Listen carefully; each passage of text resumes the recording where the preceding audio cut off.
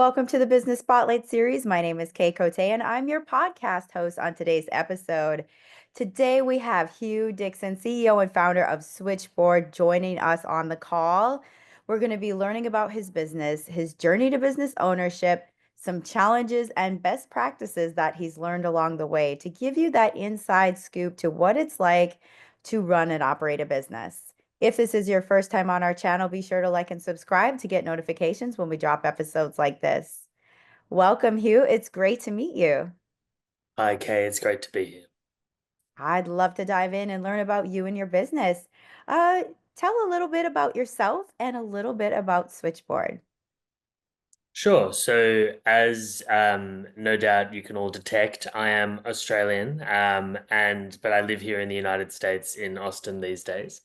Um, so Switchboard is a B2B SaaS business. We have software that and connects all the different enterprise IT systems that power supply chains. So our customers can quickly and easily connect to their system to any of their partners, no matter what they do or what system they use. So I promise it's vastly more interesting than it sounds. It's one of those classic pain points that if you're not from the supply chain industry or if you don't work in the sector, you may not be aware quite how much manual handling is going on in supply chains across businesses of all sizes, from sort of mid-size and large businesses up to the very biggest. And across all sorts of industries, there's quite a lot of manual handling going on to manage things like purchase orders and sales orders, or inventory or product information, transport and warehousing, lots of PDF documents getting emailed around and that kind of thing. So we make it, as I said, fast and easy and affordable to connect those sorts of systems like transport management systems and warehouse management systems and ERP systems and all the other ones that are involved, and remove a lot of that manual processing. Well, this sounds wonderful because I know so many businesses do struggle with this, especially if they're making those obviously products, things that are start from, just materials to being a fabricated product or even clothing, things like that. That's right. Actually, Yeah. clothing is a big sector for us. The fashion and apparel industry, we do lots of work there. Lots of our clients are in that space because it's really complicated. They have so many different SKUs. If you imagine, just for example, the black t-shirt that I'm wearing, so there'd be t-shirt, black, green, blue, yellow, white, whatever, and then small, medium, large, and then all the different various permutations of that. It can get very complicated very quickly. But we also see a similar story in other businesses like food and beverage is another one that has a complex supply chain. Mhm. Construction, of course, the supply chain operators themselves, like transport and 3PLs and warehouses. But you're exactly right. It's the sort of product that can cut across a really wide set of businesses. Definitely. Well, I'm very excited to hear kind of your why, like what brought you to this business? What was kind of that, like, was there an aha moment or was it something you've always wanted to do? Well, I think for me, I was always interested in the broader startup ecosystem and the tech world. I've always enjoyed being solving problems, and that's really what gets me out of bed, to be honest with you. And what makes it exciting for me is in my job is the problem solving element of it. Um, and I love that. But specifically, why Switchboard? Before I was doing this job, I worked at another business in Australia called Offload. I joined very early. It was also a startup that was looking at freight tech and digital freight forwarding and supporting more directly the transport operations and warehousing operations of supply chains. So similar companies exist in the US, or existed in the US, like Convoy, and exist in the EU, like Sender. Um, but anyway, we were building and running the Australian equivalent. So in the few years that I spent there, initially I was running operations. I built and ran ops there for a few years, and before I moved into an M&A role at that same business. But in my ops role, I was exposed to this pain point firsthand, right? I was dealing with these manual processes initially myself directly, with these two hands, doing the typing and the emailing and everything else, and then of course building a team out under me to do it as the business grew. By the time I handed ops over, I think there was 8 people who were paid a full-time salary to literally sit there and receive an email with a PDF on it or a spreadsheet on it and type some numbers into our system and download a different PDF and email that to somebody else and so on the chain goes. And I think that team is considerably larger there these days as that business has continued to grow. So even for us, a tech-facing business in the space, we struggled to solve it and had to patch a lot of it manually. We had some of it set up digitally, but some of it manually. And I think that that's a pretty common case for a lot of businesses all over the world. And when I moved into that M&A position and started doing due diligence on other freight and product-based companies, I kept seeing the same themes. So that's what led to Switchboard. For me, that was the kind of genesis of it. And we started in Australia, um, because obviously that's, where I'm from. But very quickly we found lots of global traction. And I mean, it kind of makes sense if you think that for us, we specialize in the systems involved and moving the data between them. We are the pipes between these systems, and we pump the data around that support these supply chains. So our specialization is in the systems themselves and the activities that they do rather than the activities of the businesses, if that makes some sense. And so the reason that's important is because the systems and the use cases, for example, SAP and Oracle or whatever systems are involved, and the activities creating purchase orders or sales orders or moving product and inventory data is all consistent. And so we expanded very quickly into the US and into the UK and Europe. And today we operate heavily in North America, of course, as well as around the world. That is incredible. And I definitely am like, that really paints a picture of kind of like what your business is, especially to someone outside of it or other business owners too. And that like shows you're kind of like driving that information to and from where it needs to go to create like a well-oiled machine within That's the whole. exactly it. That's exactly right. It's all about for businesses that maybe have a handful of different, whether they are suppliers or transport partners or B2B customers or retailers that they deal with or manufacturers or whatever it may be. They're almost certainly going to be doing a lot of backing and forthing with them to send data and to send documents and that kind of stuff. And so it's all about just cutting that out and making these integrations easy and affordable so that having that flow of data is a feasible reality. I mean, frankly, Kay, I when I was getting started with this, we just provide exactly what you imagine should exist in supply chains in 2025, but just doesn't. So in a lot of cases. Mhm. Well, that is incredible, especially, many of the probably many people listening probably have businesses that could integrate with yours or work with yours. So I'm kind of excited to learn about your team and Mhm. what your team looks like operating this. So how many team members do you have right now, and are you currently growing? We are absolutely growing. We're in a really exciting phase now where businesses that you speak to that grow as startups, it's a there's a lot of change and growth that takes place in the early years, and we're at a point now where we're really established and starting to grow pretty steeply, which is really exciting. And so the team is growing alongside that. Of course, we are a pretty pure software business. We make and maintain a software tool or a software product. And so a lot of our team, of course, are engineers and developers. And so we have a head of engineering and a whole engineering structure that sits underneath him. That's a very distributed team. We have a lot of time zones that we have to make sure that we can manage and cross across. So they're sort of all over the place, which is kind of fun and exciting too. Makes the team calls interesting.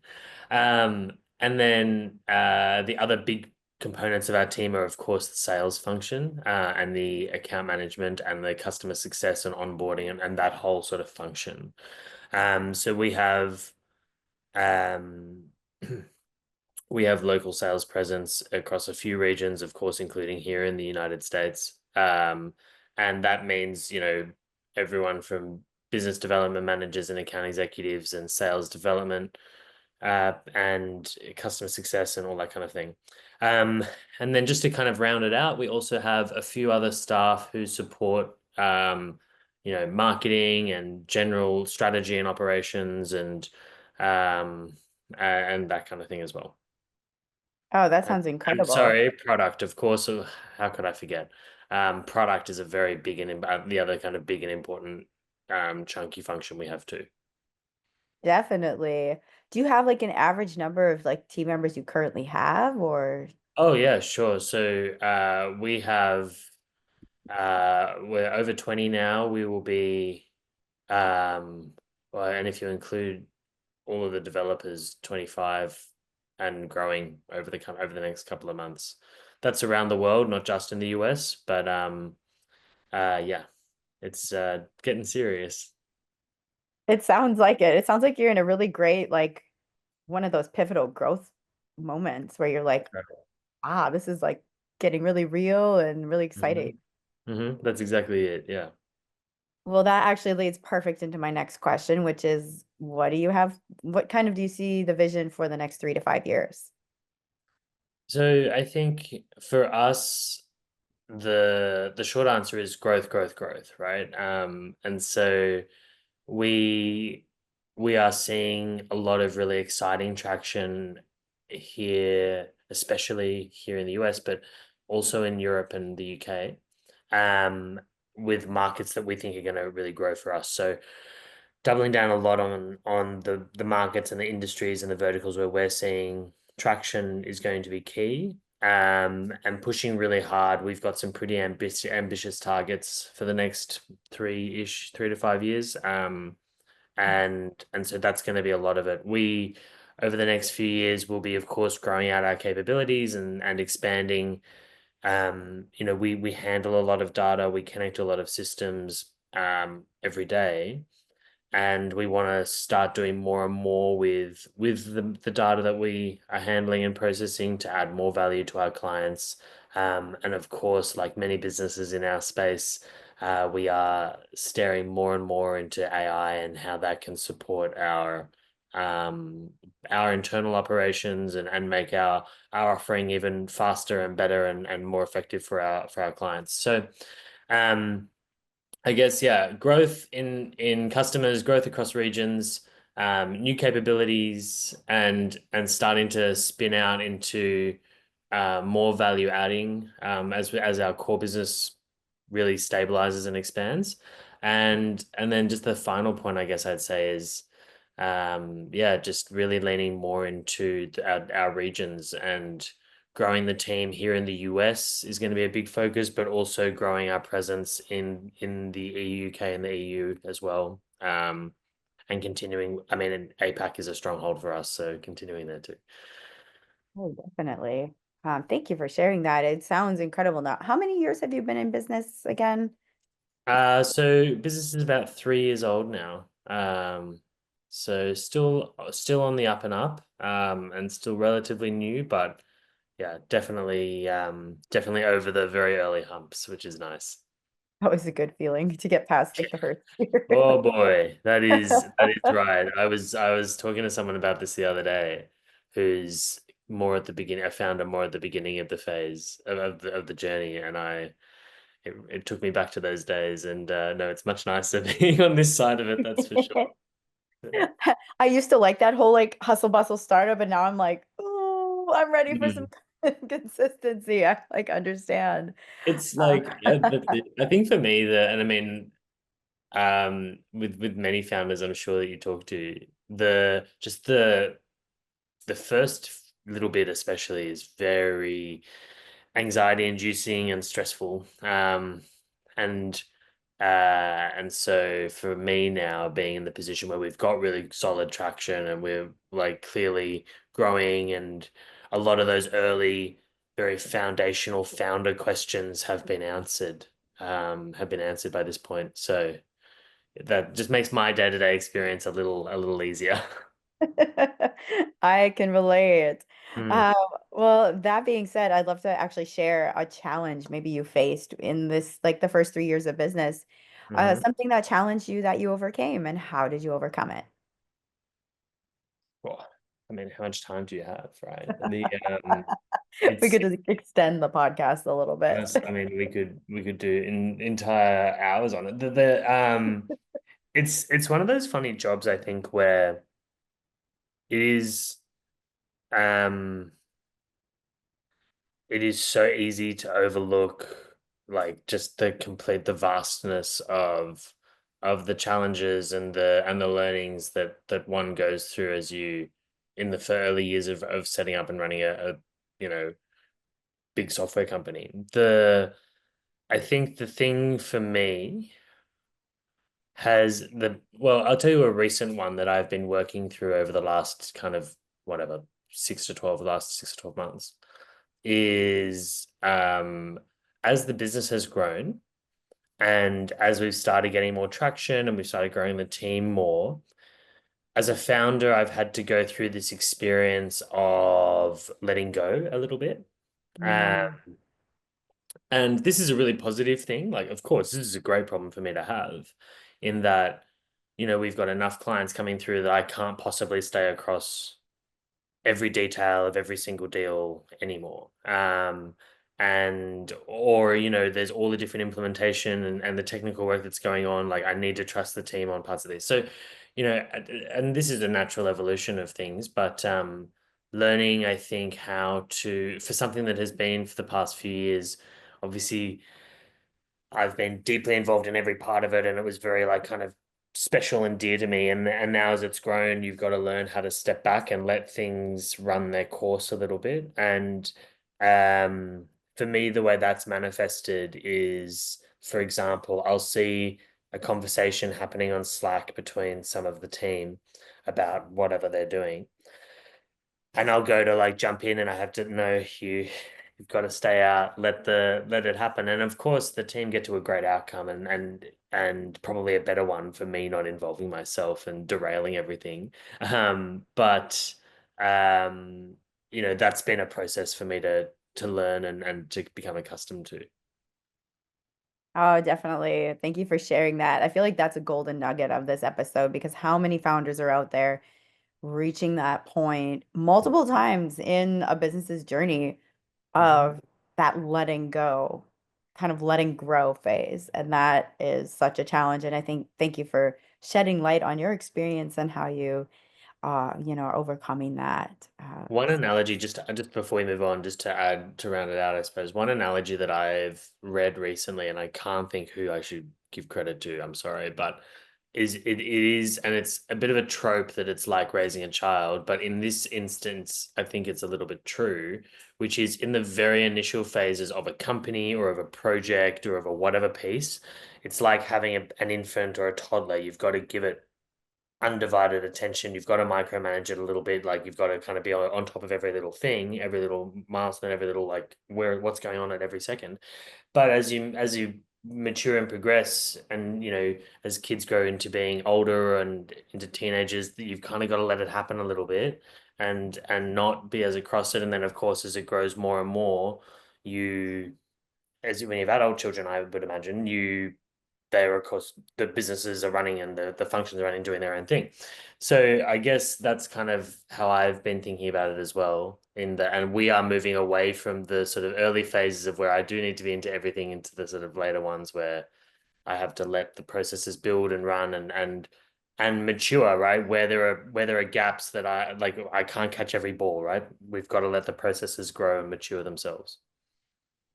Yes, you said it like nail on the head. Totally, totally true. Yeah, this has been such a fun conversation. Like you said, I could probably talk to you for another hour about this, but I'd like to get into a fun Q&A, the fun part of the Q&A, which is our rapid fire questions. Mhm. I'm going to be asking you 4 questions and you'll answer very top of mind. So, Hugh, are you ready for some rapid fire? Yes, I'm ready. Okay, question number one is, what is a key to success for you? Um, Getting up early and getting started straight away. I have to get up, do it, even if I do 20 minutes and then go and have a cup of tea or whatever. But if Mhm. I've like started my day, then it's easier to come back to. 100%. Number two is, what is a piece of advice you have for other business owners? Um, Stick with it, I suppose, is my thing. It's a really spiky experience. There are going to be really good bits and really bad bits, and that is 100% part of it. And you've just got to ride through it and keep showing up every day. Mm, that's so true. Number three is, what is a book or piece of content, could be a podcast, anything that you've taken in most recently? hmm I'm actually just gonna have to double check the title of it. So give me 1 second.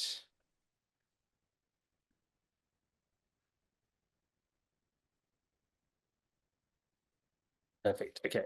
So, I actually read this book recently. It's called 537 Days of Winter, and it was by the person who was the leader of the Australian Antarctic expedition during COVID. So they were stuck there for a few years, right?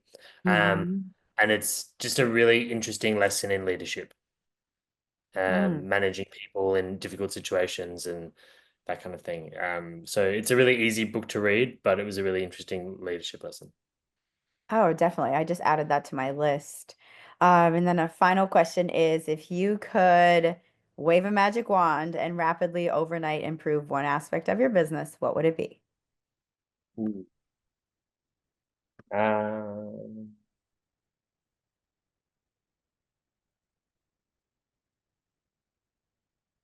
I would love us to have, I think if I could wave a magic wand, I'd love us to have more brand awareness.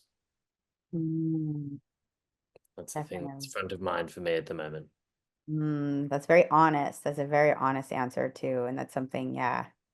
Yeah, I could deep dive into that for I'm sure another you hour. did, right? Um, but before we get to our final question for today, let's start building that brand awareness. How can people get connected with you online?